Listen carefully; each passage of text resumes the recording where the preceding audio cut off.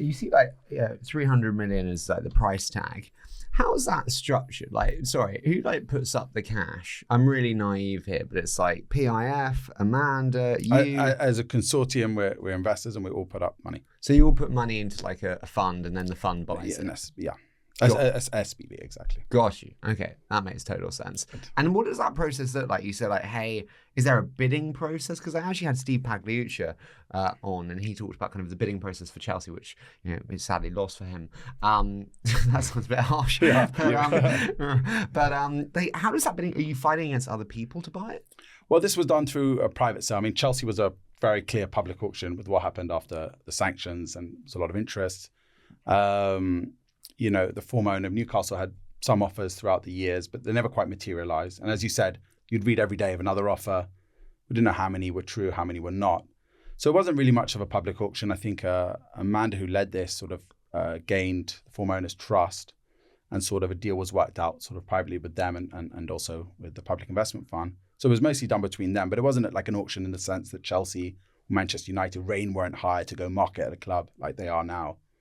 So it was done in a more private manner. You mentioned the personal side. How much of it was actually a business decision as well? Look, I'll be lying to say if it's not an amazing, it's, as a sports fan, it's not something I'm so happy to be involved in. It's really an exciting business for us. But, sports as a business is something I'm involved in. We're involved in Britain's largest horse racing business. So it's something I understand. It's something I enjoy, but I think something that ultimately can be financially lucrative as well. Right. Can I ask, when you see like the prices of sports teams, like feels like a really good deal, respectfully. You see Chelsea at whatever it was, 2.5 with, it seemed like a strange structure, the Chelsea deal. 2.5. Was it 2.5? Was it 3.5? Committed over 10 years. How's that being committed? Who's holding them to that? Yeah. Man U right now, going through the same process with the Reign Group for 6 billion supposedly. How is that where it's got up to now? Supposedly. I mean, Again, who knows? We get so many figures thrown around, but it looks like that's the number that they're throwing out there. Again, all due respect to Bournemouth, Premier League Football Club, 150 million for them, when maybe the assets that they hold aren't maybe as strong as what you have in Newcastle. So 300 million, if you're looking at all of those from the top and the bottom, does seem like a great deal.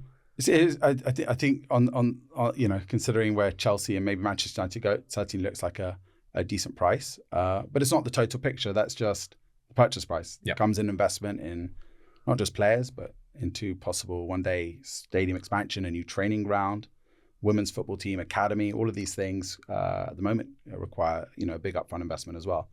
So while 300 is it seems like a relatively good price in the comps today, there's also other investment you've got to count in as well. But we're happy with where we are, and we think we've got a good chance of. It feels like entry fee to a nightclub. You pay like 20 quid. I don't know which nightclubs you're going to. I'm going to say far away from them. Yeah.